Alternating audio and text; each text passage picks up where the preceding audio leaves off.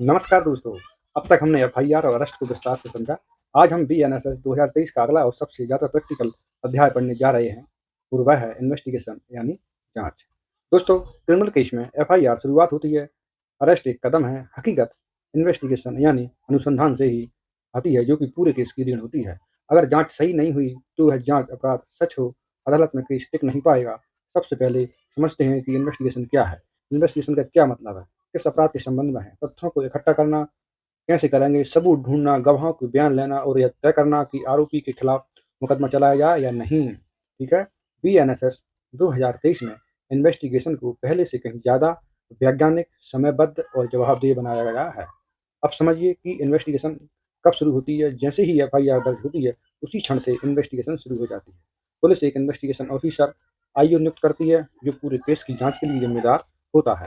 BNSS 2023 का एक बहुत बड़ा बदलाव यह है, अब गंभीर अपराधों में फॉरेंसिक इन्वेस्टिगेशन अनिवार्य कर दी गई है। यानी अब सिर्फ बयान के आधार पर नहीं बल्कि वैज्ञानिक सबूतों के आधार पर जांच होगी। जैसे DNA, fingerprinters, call record, CCTV footage, digital evidence. इसका उद्देश्य है गलत फंसाने की संभावना को कम करना और सच्चे अपराधी को सजा दिलाना। इस संहिता का मुख्य उद्देश्य है। अब बात करते हैं केस डायरी की। बीएनएसएस 2023 के अनुसार इन्वेस्टिगेशन ऑफिसर को हर दिन की जांच का विवरण अपनी केस डायरी में दर्ज करना अनिवार्य है। यह केस डायरी अब डिजिटल फॉर्म में भी रखी जा सकती है। हालांकि केस डायरी एविडेंस नहीं होती, लेकिन कोर्ट से जांच की निष्पक्षता जांचने के लिए देख सकता है। अब समझते हैं इन्वेस्टिगेशन की समय सीमा। बीएनएसएस 2023 में अनावश्यक देरी को रोकने के लिए इन्वेस्टिगेशन को टाइम बाउंड बनाया गया है। पुलिस को तय समय के भीतर जांच पूरी चार्जशीट या फाइनल रिपोर्ट दाखिल करनी होगी। इससे सालों तक लटके रहने वाले केसों पर रोक लगेगी। अब यह एक महत्वपूर्ण बिंदु है, विक्टिम और इन्फॉर्मेंट की भूमिका। बीएनएसएस 2023 के तहत विक्टिम को इन्वेस्टिगेशन की प्रगति की जानकारी देने का प्रावधान है। यानी अब पीड़ित अंधेरे में नहीं रहेगा कि केस में क्या चल रहा है। वह विक्टिम सेंट्रल जस्टिस की दिशा में बड़ा कदम है। अब समझते हैं आगे की प्रक्रिया। गवाहों और पीड़ित के बयान दर्ज करता है। बीएनएसएस 2023 में इन बयानों की ऑडियो वीडियो रिकॉर्डिंग का प्रावधान है। इससे बयान बदलने की संभावना कम होती है और पुलिस पर अविश्वास भी घटता है। अब बात करते हैं सर्च और सीजर। इन्वेस्टिगेशन के दौरान पुलिस को तलाशी लेने और वस्तुएं जब्त करने का अधिकार होता है, लेकिन यह सब कानून द्वारा निर्धारित प्रक्रिया के अनुसार ही किया जाएगा।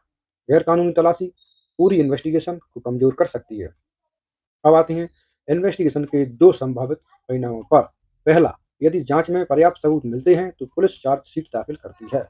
दूसरा, यदि सबूत नहीं मिले तो फाइनल रिपोर्ट या क्लोजर रिपोर्ट दाखिल की जाती है। यह रिपोर्ट मजिस्ट्रेट के सामने जाती है और अंतिम निर्णय मजिस्ट्रेट लेता है, पुलिस नहीं।